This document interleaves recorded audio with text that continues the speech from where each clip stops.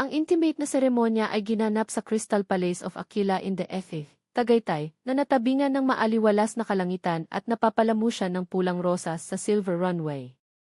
Pin-prominently placed din ang upuan bilang alaala sa yumaong ama ni Ray, si Bobby Parks SC, na pumanaw noong 2013.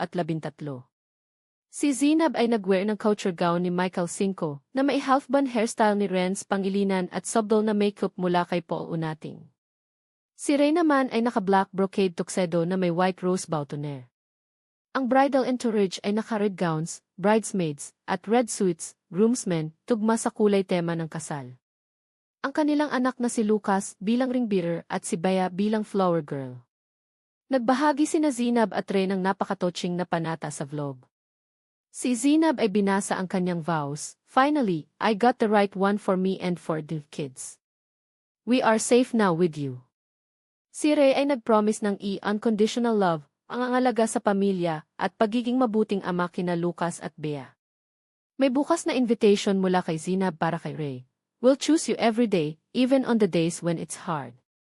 I know Zeke is hard, but not having you in his life is harder." Nagtapos ang seremonya sa isang eleganteng reception na may fairy lights at malaking stage na nagpapakita ng initials EC. Nagkaroon ng performances mula sa December Avenue at drag superstars Angel at Maxi. Si Zinab mismo ay tumambol din sa dance floor. May prayer moment kung saan sina Zinab at Ray ay sabay na nagluhod sa ilalim ng mahinang ilaw.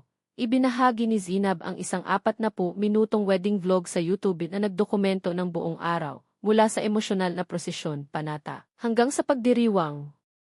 Dumalo ang mga kilalang personalidad tulad ni Hans Esty, Yasi Pressman, Tony Alex Gonzaga, Paul Soriano, at Aura Briguela. Congratulations kina Imrek Sparks.